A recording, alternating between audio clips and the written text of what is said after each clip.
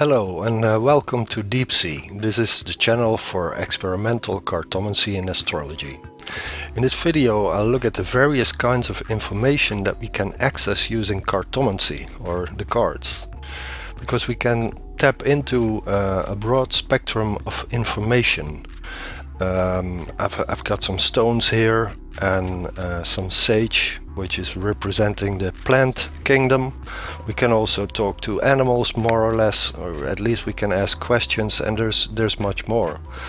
So you could even say, and I realized that this is a bit of a clickbaity title, but you could even say that the cards can be used to do much more than the universal translator can do. That's the high-tech thing that people in Star Trek use to communicate with aliens. I guess you've seen that. And well, it's a bit of a clickbaity title, of course, but still I think there's a point to it, because cartomancy is also in a way relying on translation, so there's definitely something going on there. And in this video I will give some examples of how you can communicate with stones, bigger rocks like planets, plants, animals, also more abstract concepts that are purely mental, and that's maybe the most interesting part for some of you.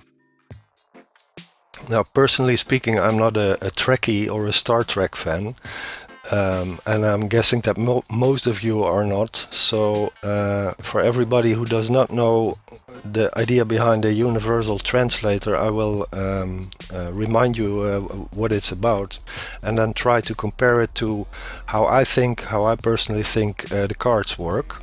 So you get an idea of why I'm even comparing these two things, which may seem very different in character.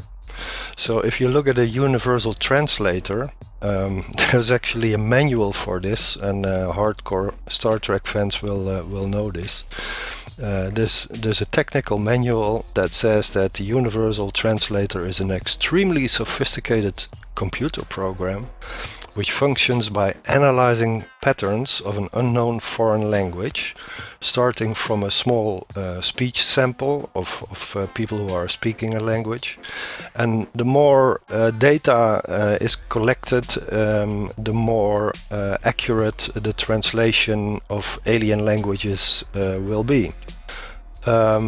So if you compare this to how I think the cards work, you could say that the universal translator relies on a very large digital database with speech samples, and on the other hand the cards also depend on a very large database, you could say, but this is a mental, immaterial database. It is sometimes referred to as the collective unconscious, as Carl Jung would call it.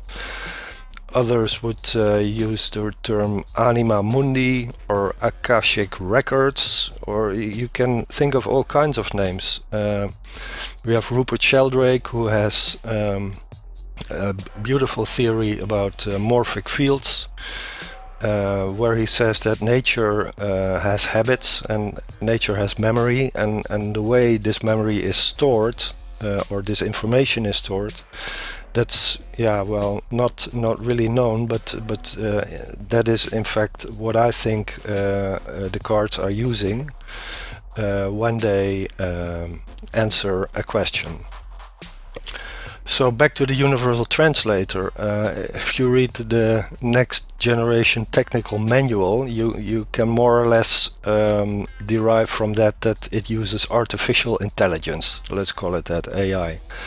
And I like to use another term to contrast this. I like to talk about natural intelligence as the opposite of artificial intelligence. And what is natural intelligence? I think it's a kind of a language, interface, memory, all of that combined, that is able to exchange information as nature needs it, and that can be this information can come from stones, from plants, animals. There's like this universal interface that has intelligence in it, and I just call that natural intelligence. It's a bit of a fuzzy term, but I hope you understand what I'm getting at. And then finally, what can the universal translator do? Well, it can, if you if you are talking to an alien, it can make you understand what the alien is talking about. So it actually gives a direct translation of what the manual calls humanoid speech. And here's a big difference with the cards, of course, because you don't get a direct translation when you work with cards. You get a symbolic translation. This natural intelligence likes to work with symbols, and you don't use these symbols to literally translate what someone is saying, in a sense, but it's more like tapping into these records, this large database, and getting an answer from that in the form of symbols. So that's how you can compare the universal translator to cards. I just said that what actually happens when you read the cards can be thought of as a series of translations, and right now I want to make clear what I mean with that. If you look at the process of reading cards in detail, I think you can see 3 stages there where a kind of a translation is happening. So if we start with a question, I think, it's my personal opinion, that the question that you have in your mind is translated as a first translation step into this language of nature that I was earlier talking about. So you think in a humanoid nature, so to speak, to say it in terms of the Star Trek technical manual. But this humanoid language can be translated in a more universal language of nature, which then can access these memories of nature, so to speak. I think that is the first kind of translation that happens in reading cards. And well, you have a question, and of course you want an answer. So how do you reach an answer? I think that's where the word I earlier used, the word natural intelligence, comes in. So this natural intelligence combines all kinds of sources of information and figures out what the right answer would be for you. And there's a lot of things that this natural intelligence has to account for. For example, you have a question, you want an answer, or you can get an answer, but then this answer has to be translated into card language, which is the second translation stage, I think. And how does that happen? Well, this natural intelligence has to know what deck you are using. It has to know, do you use a tarot? Do you use a Lenormand? Or do you even use something completely different? And it also, this natural intelligence also has to understand how you interpret the symbols.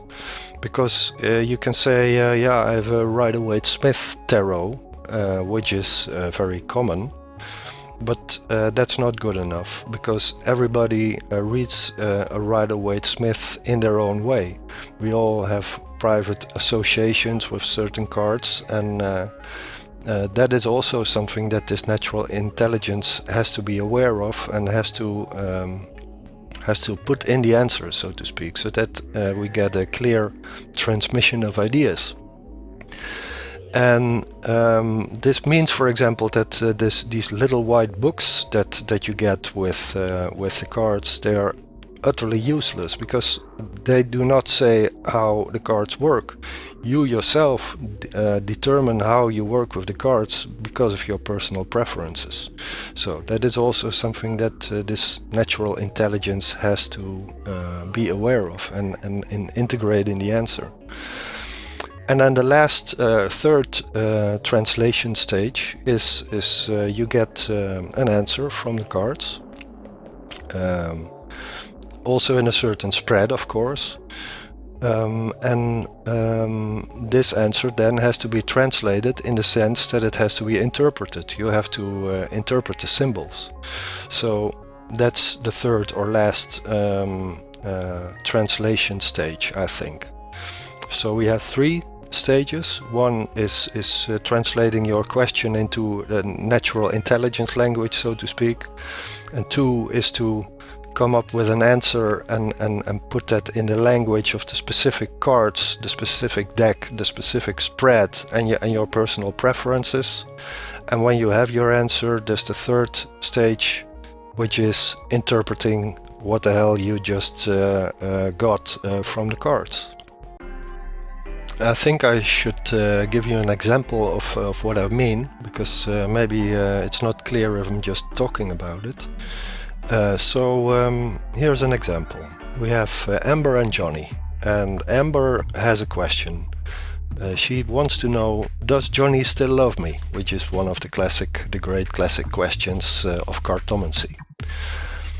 Now, in the way I just tried to explain it, here's a scheme I made, and what you see on top is this big database of nature, and right now it's called Anima Mundi, but you could also call it collective unconscious, Akashic records, morphic field, whatever you want to name it, but I hope you get the general idea. It looks a bit fuzzy, and that's because it is not really a material thing. It is more a mental concept. It's in the sky, or I don't know how to really explain to you where it is or how you can access it, other than that it's probably something that we are in all the time, like a magnet is in its own magnetic field.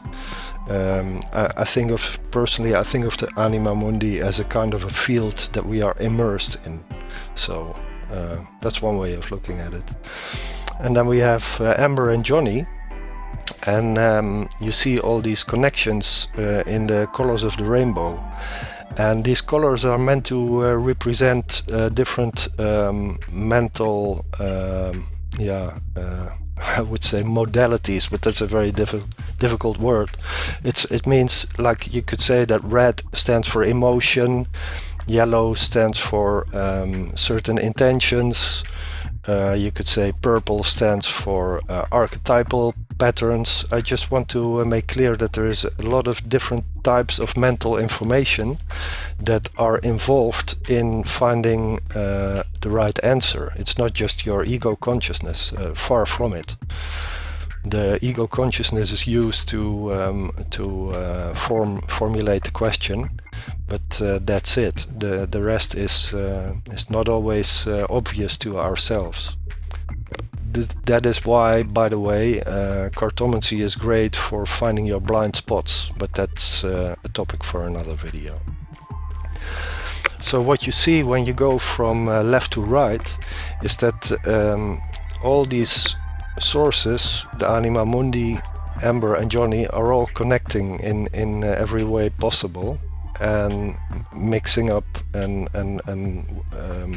in fact what I've done is I've created it in a way that an artificial intelligence network looks. If you know a little bit about artificial intelligence, you see these types of systems with nodes. These blue circles are nodes, and what you typically get is from you get the first stage you get all the information input, and then a second stage it gets simplified, it gets boiled down to what is the answer, which is in the middle here. And so this answer, the way I put it in the scheme is that you should think of it as an answer in that more general language of nature. And this answer still has to be translated into the language of the cards. So the blue circle on the right on top is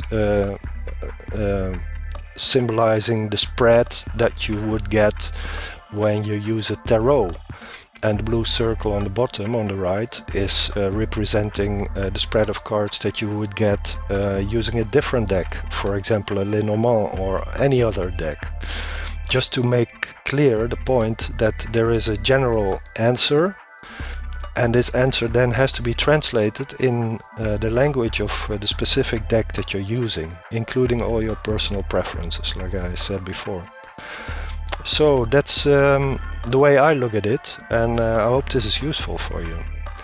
And now I will, with this scheme in mind, I will give you an example of all the kinds of translations that you can do when you ask questions from stones, plants, animals, etc. I'll just give some examples from my personal experience, and I hope you will enjoy that. In YouTube videos about cartomancy, you often see stones, and I like stones. I love them. I really think stones are one of the best things on this planet. I like their energy. And when I watch these videos on YouTube, I always wonder what exactly people are doing with them. Did they ever pull cards to find out what the stone is thinking or saying? Because that's what I like to do. First, in general, let me say something about stones. I always like to recommend books that I really like about any topic, and if it's about stones, the first book I would mention, or the first author I would mention, is Robert Simmons, who is a great guy. He's also a good salesman, but don't let that distract you from the fact that he has also a great relation with the stone, the world of stones, and he can he really knows what he's talking about. So his book, The Book of Stones, is perhaps my number one recommendation if you want to know more about how stones work. I have two more recommendations. Azalea Lee has written a book that gives a bit of a different perspective, and I think that it's a very grounded perspective. That's why I mention her. And then there's the topic of crystal grids, which is also very interesting, and which to me is like astrology on a very small scale. When you get into the topic of stones, you will soon find that a lot of authors have different opinions about what a certain stone can do for you, what it's good for, what it can do medicinal, what it will help you with, and that's a problem. And it's even worse because for everybody a stone will have a different effect. It's a very personal thing. So there is some consensus, you could say, about what a certain stone will do for you. But what I really prefer to do is just to ask the cards, what can a certain stone do for me? And the answer I get is often quite different. Not always. Sometimes it's also exactly the same as what I find in the book. So, but it can also be very different. So I really recommend, if you are into stones, that you check out using the cards what various kinds of stones can do for you. It really helped me to fine-tune the way I work with stones. And talking about fine-tuning, what is even better is when you combine certain stones. Like, for example, here we have all kinds of things. This is petrified wood. Here we have some phenakite, which is, well, if you know about stones, you will probably know about phenakite. It's quite it gets a lot of hype, this stone. And there's some phrenite here. And when you start mixing energies, like for example when you start making a little crystal grid, this could be the beginning of a crystal grid, and you start mixing these energies, well, things get complicated very fast, because you are mixing energies of stones, and now you have to find out what will it do for me. And I have found that especially when you are mixing various types of stones, it could be like here, this is one of my favorite necklaces. It has 3 types of stones. It has a Tibetan tektite, it has a red fire azestulite twice, because I like stereo, and it has another phenakite, which is like this one. This one is from Brazil, this one is from Nigeria. I mean, there's all kinds of differences there, and each stone maybe even has its own you know, individual thing that it does for you. So if you want to find out what a mix of stones does for you, I think the best way to do that is to simply ask. And then there's, here I'll show you something else.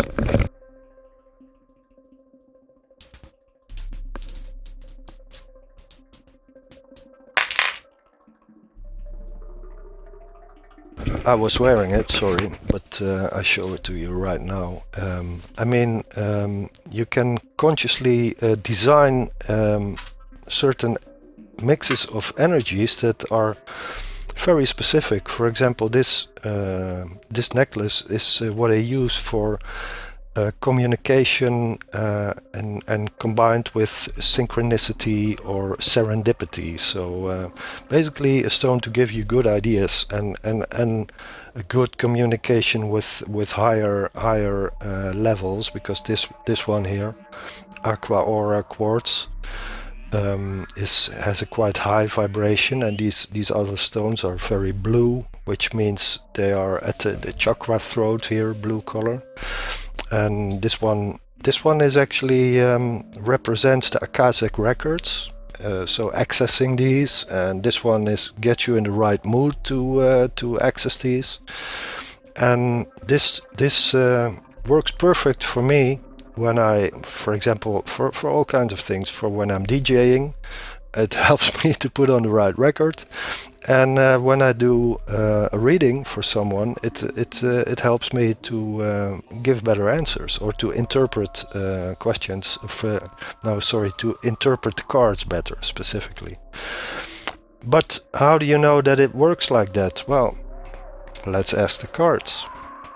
What does this blue necklace do for me? Let's see if I still have some space for that.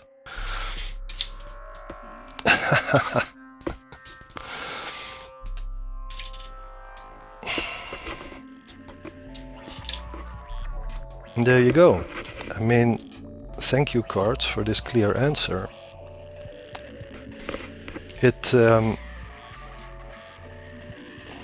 Here's a bottle that's about to pop open, and here's a decisive cut, you could say, and here is someone looking for directions.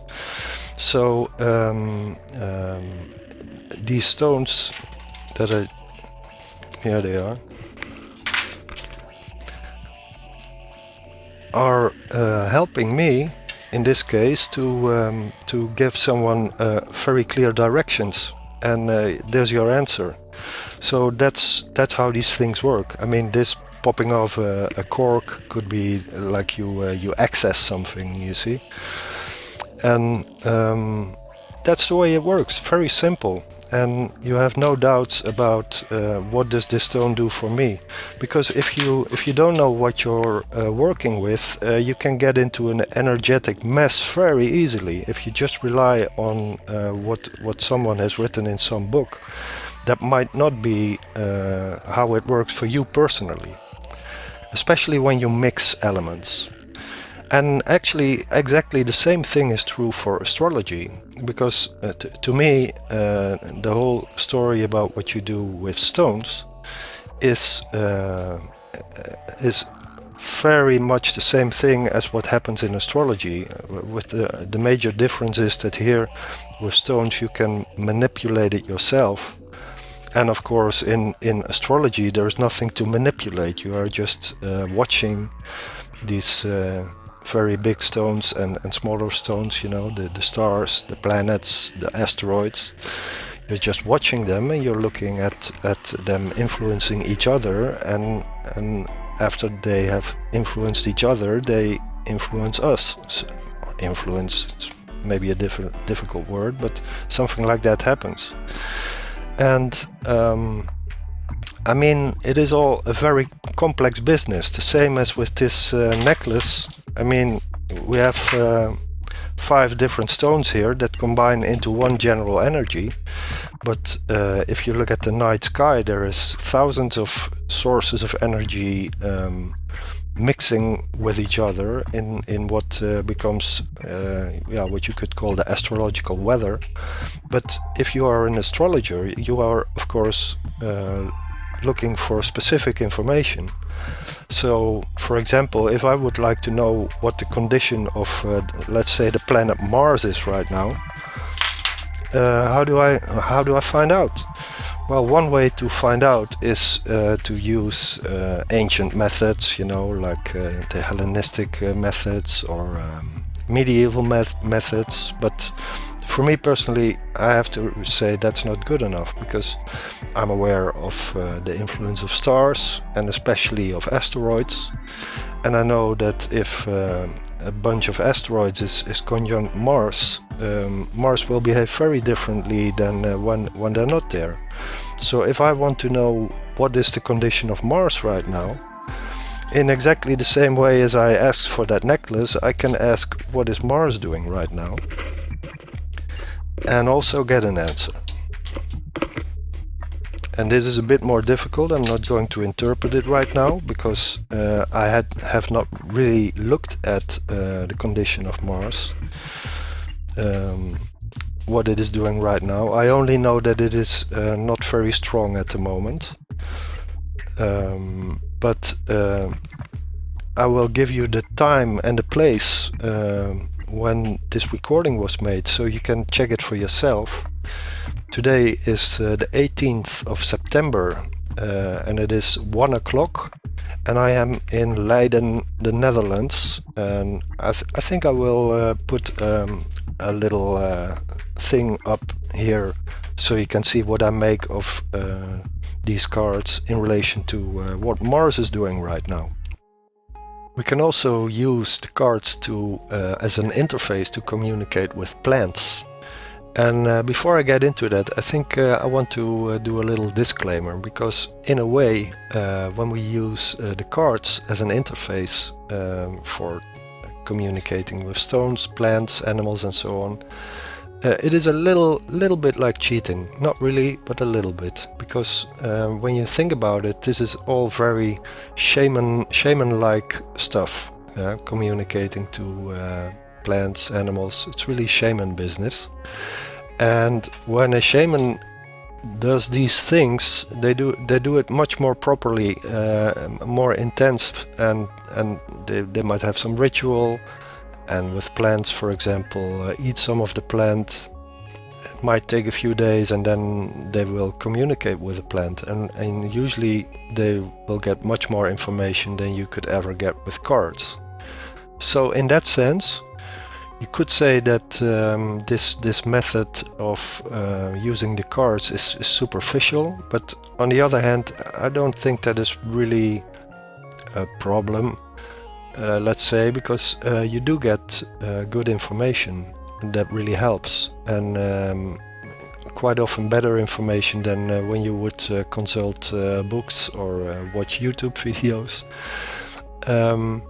So I think it's okay to try this. Do try it at home, I would say. And for example, what I did is use the cards in my own garden. Here you see a picture of a little tree in my garden that's called the Cornus Causa Milky Way. It's one of my astrologically themed trees, and I planted it about 4 years ago. And the first 2 years it blossomed really nicely, but it didn't really grow. And then this year, very symbolically, it only produced one single flower instead of all these flowers that you're looking at.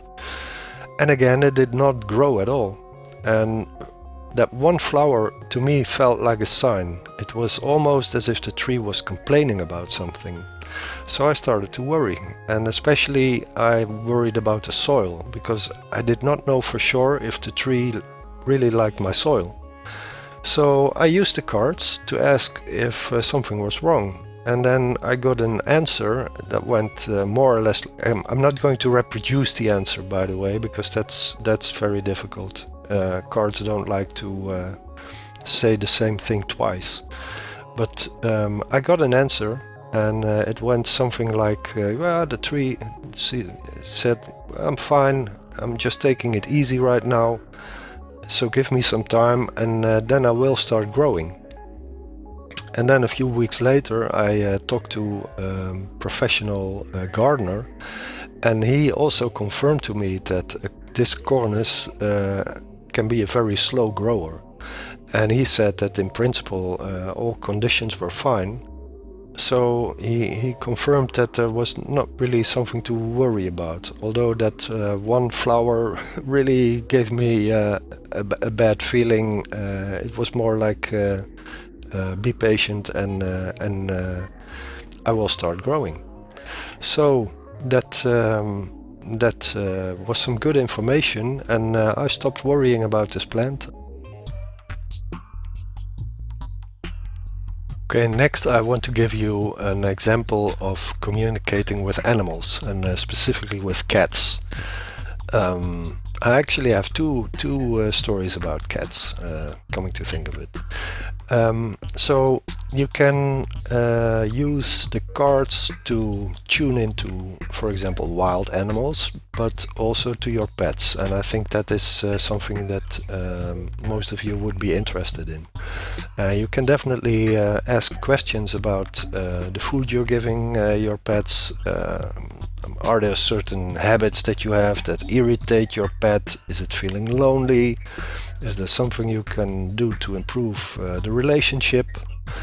And even you can turn it around and you can ask, for example, let's say you have a dog and you've had it for a long time, maybe 5 years, 10 years.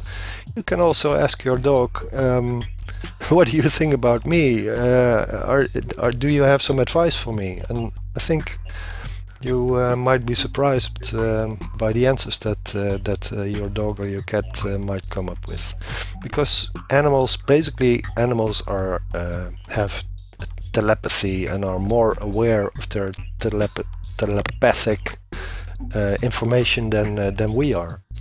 That's how this thing works.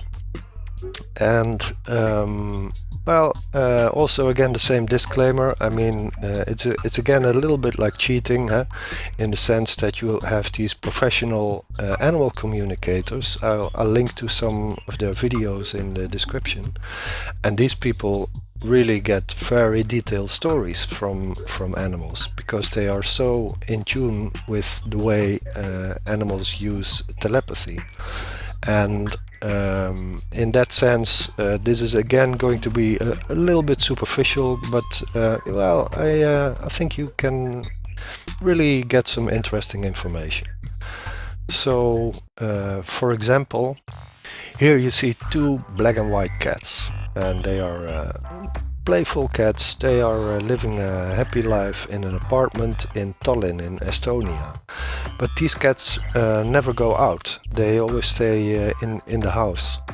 And in the summer, when it's not so cold in Estonia, the window is open and they enjoy sitting outside on the second floor of this building. And now the owner of the cats is afraid that maybe one of the cats might accidentally fall down when they are outside, because sometimes they have a habit, they see little insects and they start jumping and try to catch these insects, and that scares the owner. So I thought, well, I might ask the cards what the cats think. Do they think it's safe for them to be outside and occasionally hunt for some insects? And I was not at home. I was traveling, and I only had Pixie's Major Arcana, the Rider-Waite Smith.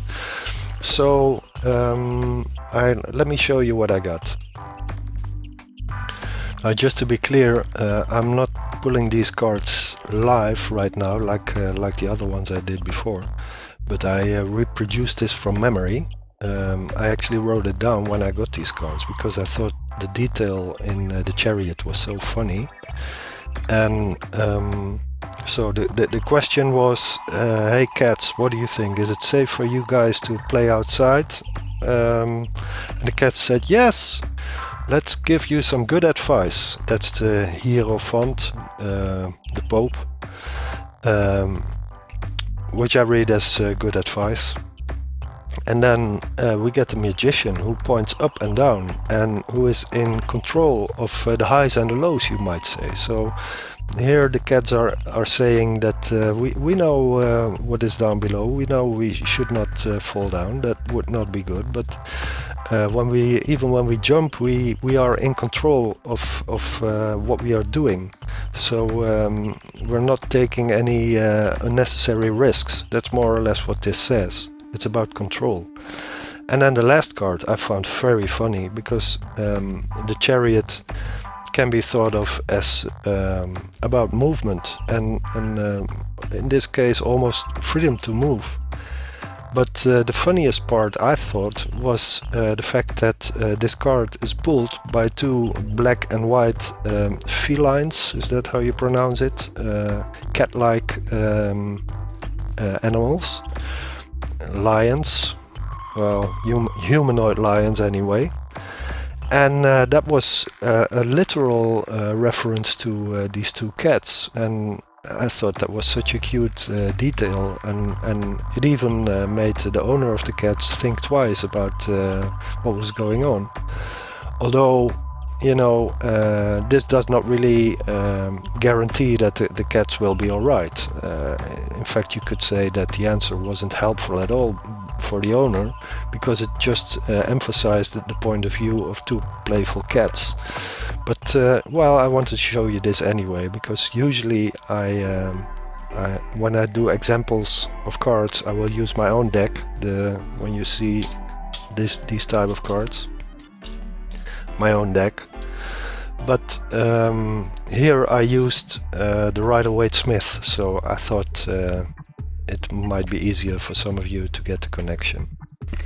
And I said I have two anecdotes about cats, and well, that second one is about a crystal grid I made a few weeks ago, and I'm just showing you the general idea of a crystal grid here. It was definitely not this, but actually this ball here in the middle was involved. It is known as a palm root, which means it is the stone version of what once was a root of a palm tree. I don't know how old it was, maybe 50 million years old, maybe 200 years old, I don't know. But anyway, I made a crystal grid using this palm root stone. And just really as a test for what it could do. And what do you know, I made it in my living room, and half an hour later a black cat appeared in my living room, and it was walking straight to the crystal grid until it saw me and jumped out of the room immediately and disappeared. And the funny thing about this is that the cat really had to make quite a journey to find this thing, because it had to climb up a little roof, then it had to go through my bedroom, go down the stairs and find the room where I was, and then find the grid. But it was like some unstoppable natural force just attracted this cat, and it had to go there. And yeah, well, it was to me a very funny example of how this stuff works. Another thing you can do with cards, which is I think quite unique to cards, unlike the more shamanistic stuff that we just discussed, but what you can do with cards is tap into opinions of collectives or groups. Anything from let's say a soccer team to the members of a symphony orchestra, or whatever type of group of people, and you can tap into the overall opinions that this group might have about a certain subject. Personally, I use this mostly for business applications, and I won't tell you everything about that because I have a few secrets of my own. But I will give you an example. I thought of an example that I actually use myself, and that has to do with DJing. And now, when you DJ, and especially when you like to play new music, so music that has been released maybe a week ago or a month ago or 2 months ago, then there is this first stage, let's say, of the process is that you try to find the good new tunes. You know, there's maybe 500 tunes a week that come out, and I want to have the 10 best tunes of those 500. So I have to sift through loads and loads of tunes, and I have to decide very quickly, do I like this tune or not? And then at the end of that process, I have maybe 10 tunes, say, or 25, doesn't matter how many. And all these impressions are very fresh. You don't really know the tunes. You just know based on experience, well, I like that one, I like that one. And if you're unsure, you can simply use the cards and say, let's say you play in 2 or 3 different venues. You might take one tune, and I'm not going to play it here because that would make YouTube go nuts. But let's say I have 3 venues where I play, and I want to know the opinion of the collective audience that goes to these venues, because each venue has their own audience, their own style, their own preferences. So let's just for the sake of the argument, or how do you say that? Let's say that in I have one tune, and in venue 1 people respond to it like this. That's a strange one. In venue 2 people would respond to it like this, and in venue 3 people respond to it like this. Well, I would not play it at venue 2 for sure, because this guy is saying no, don't play it.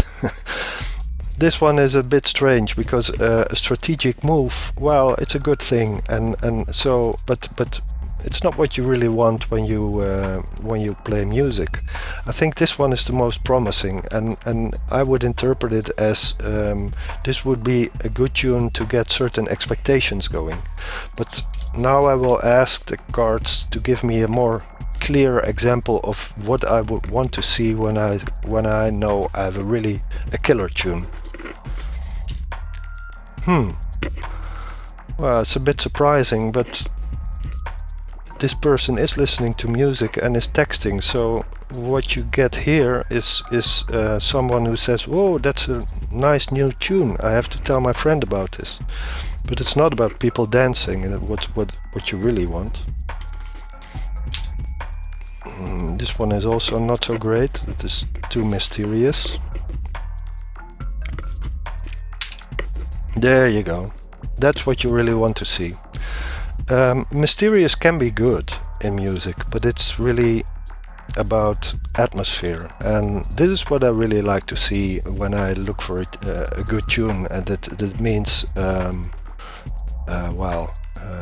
going straight for the bullseye and a bit of a hunter as well.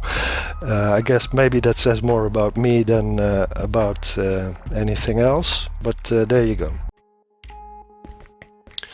Communication with ancestors is a very tricky subject, because everybody has their own ideas about what happens after you die, and I have mine. I want to make clear that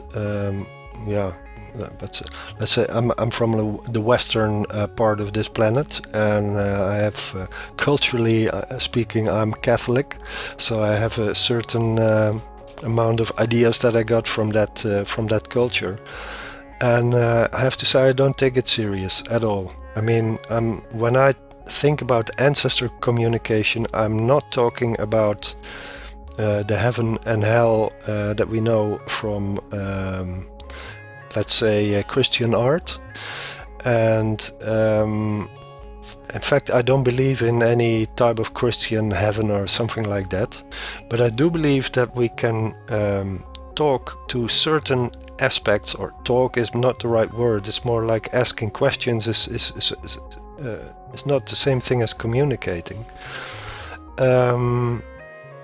And I think what you actually end up communicating with is memories that have been stored in this collective consciousness. I think you can use the cards to tap into memories that people who are deceased had. I think you can tune into their habits. I think you can tune into the ideas that they had and the skills that they had. But it's not like I think that they are walking around in heaven, looking down at us and answering questions. No, I think they, personally, I believe in a reincarnation. I think if I'm going to give you a demonstration later on. I'm going to ask Caesar and Cleopatra some questions. But I mean, these two have been reincarnated at least 20 times after they passed away. So what I think I will be communicating with is their memories that have been stored in the collective unconscious. Like I said, memories, habits, ideas, skills. That's about it. Okay, so let's just go for it and try to tap into the mental remains, if I can put it like that. Not the physical remains, but the mental remains of two mortals who walked the earth more than 2,000 years ago and were very famous at that time and are still very famous. I'm talking about the Roman statesman Julius Caesar and the Egyptian queen Cleopatra VII. I have to do another little disclaimer. I mean, you have to know what you're talking about when you ask these questions. And for example, this is a wonderful biography about Cleopatra by Stacy Schiff. I really recommend that. I mean, what I'm saying is you have to be able to put any answer that you get into a context, of course. So I will be blabbering about Cleopatra and Caesar. And I happen to know a little bit about both of their histories, but you can only get good answers to your, or you can only do a good interpretation of the answer you get, and you can only ask the right questions if you know a little bit about how these people lived and what the circumstances were like. You probably know the way Cleopatra met Julius Caesar. It's quite a famous anecdote. Cleopatra was in a war with her brother, and she had to sneak behind enemy lines to meet Caesar and try to strike a deal with him. And she did that by hiding in a linen sack, and not a fancy rug as the story is sometimes told, but she was hidden in a linen sack and was brought to her own palace where Caesar was at that moment. And they met when Cleopatra jumped out of the sack. And well, the first question I want to ask is about this dramatic moment in history. How was Cleopatra feeling at the moment when she was carried into the palace? So when she had not yet met Julius Caesar. I mean, she didn't know what to expect from him. There was a war going on. She was trying to move fate in her direction, but she couldn't be sure that she was going to be successful. And in other words, was she nervous, or how was she feeling? What was going on?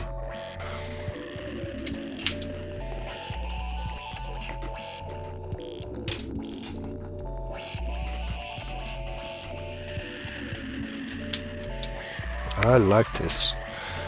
I mean, we get three different emotions, female emotions here. The first one is sorrow, a tear in the eye. Let's jump. So let's do a quick one of each.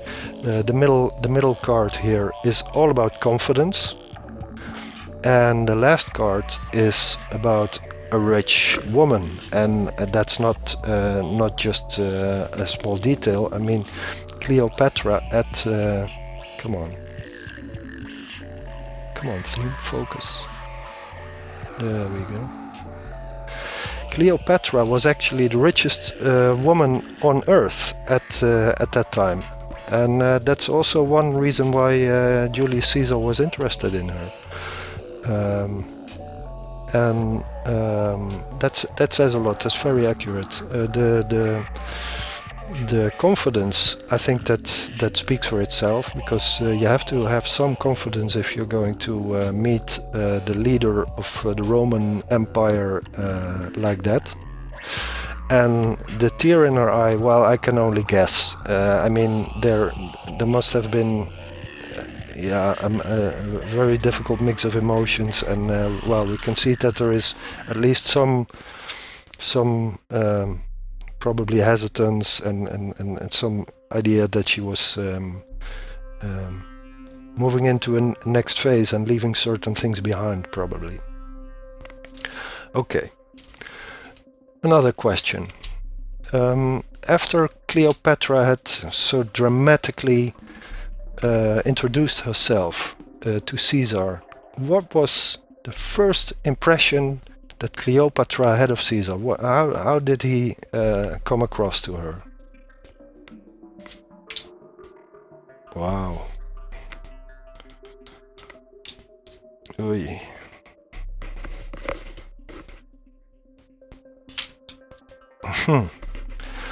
Well, this is obvious. They got along pretty well. This is Ganesha, the Indian god of, let's say, financial abundance. And this one is not so good, but that's logical, because they were in a very difficult situation. I mean, Caesar was in Cleopatra's palace, but the place was besieged. And I can imagine that Caesar was not too happy about the whole situation where he was in, because it was one of the most difficult situations that he had maneuvered himself in years, probably. So he must have been a bit. I read this card as that he was actually had a bit of a temper at that moment. I mean, this is a reference to a storm. But I see two positive cards and one negative card, so I think the overall impression that she had, that Cleopatra had of Caesar, was not so bad. I think she quickly had the idea that she had struck gold, and that would be the middle card saying that. In other words, her plan had worked.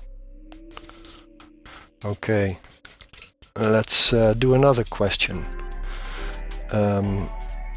Because we also want to know, what did Caesar think of Cleopatra right at the moment that she crawled out of that linen sack? What was his first response, his first reaction to that?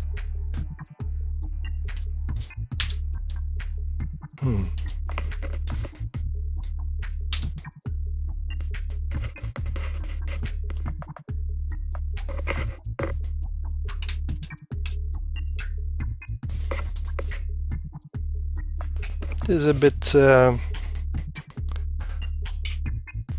I mean, this was obviously an older man, Caesar. He was quite a bit older than Cleopatra. What you see here is ice, but you see at the bottom you see a drop. So this ice is, there's a first idea of melting right here. The first drop of, so there's something is melting in Julius Caesar. This one is easy for me to interpret, if the camera wants to focus at least. It doesn't want to. Come on. Terrible. There you go. I mean, these are two trains on a station, and the meaning of this card is getting on another track. So you switch tracks from one train to the other. So his immediate response must have been, okay, there's a new game is starting right now, which is makes a lot of sense.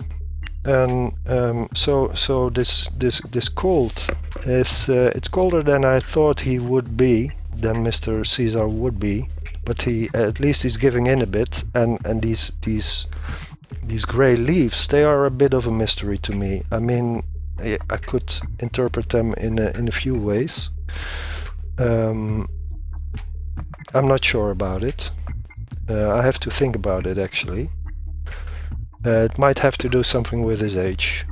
That's all I'm going to say right now.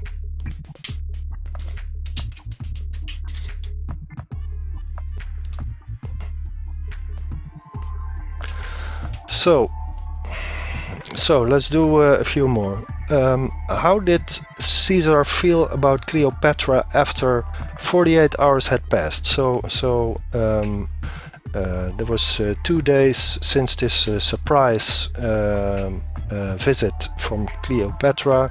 They had a lot to talk about. There was all kinds of things that they could do together, or that could go wrong if they would cooperate. So the dust really had to settle, and they had to adjust to the new situation and come up with a plan.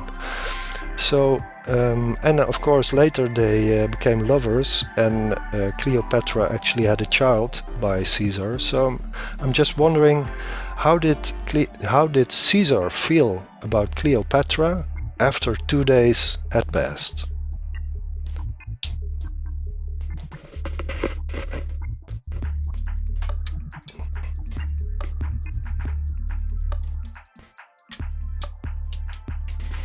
Well, this is saying that it was definitely not something like love at first sight, because this guy is obviously checking it out. Oh, come on, camera. Camera is not working with me today.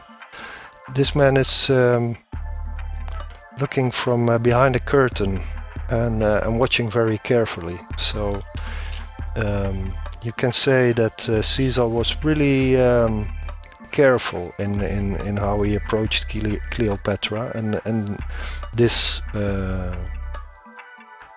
expression on this face basically says the same. There was some fear involved, and that had everything to do, of course, with the fact that there was a large Egyptian army that was trying to run over the palace where they were staying.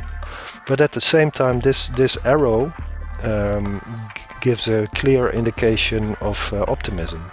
So you could say that there is a mix here of thinking I can work with this situation, but being very careful and actually also a bit afraid about what was happening outside the palace, because that's how I interpret this scared face.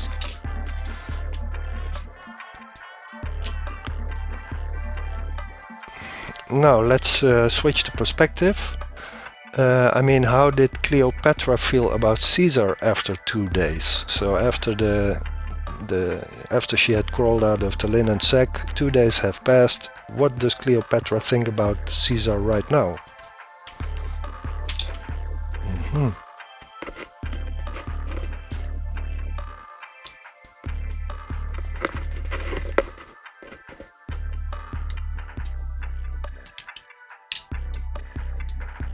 Well, that's interesting.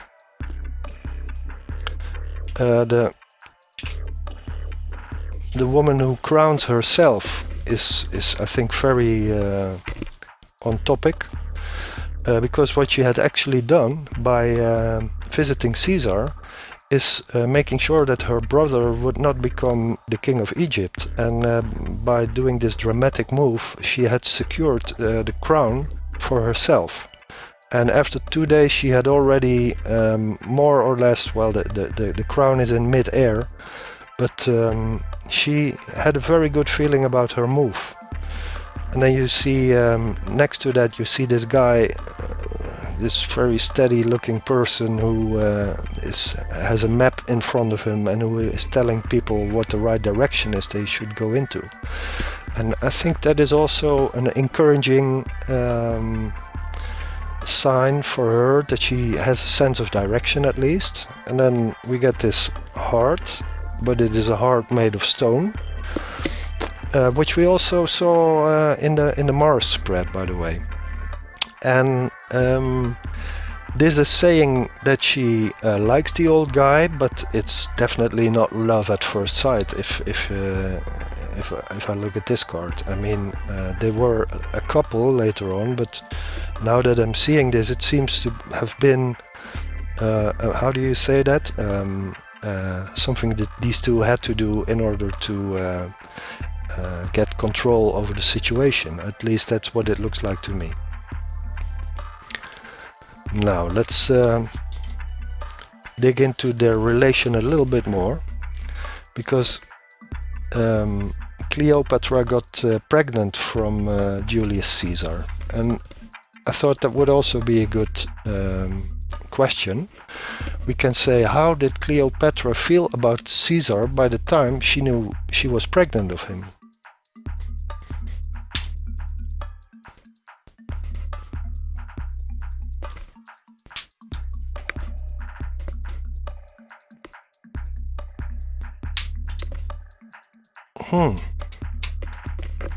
Well, this is a mix of very different symbols. I mean, this is all about calculation, this one. This one is about a new beginning, I think, a cleaning, I mean, a clean start. And here it looks like she was aware of how she had seduced him and taken control, probably. I'm not going to say too much about it. I think you can also fill in some details for yourself, but it's a nice, interesting mix of symbols here. And I'm going to ask one last question, which is about the death of Caesar, because he was famously stabbed by the Roman politicians, 23 knife stabs to be exact. And I want to know, what was Cleopatra's response when she heard that Caesar was killed?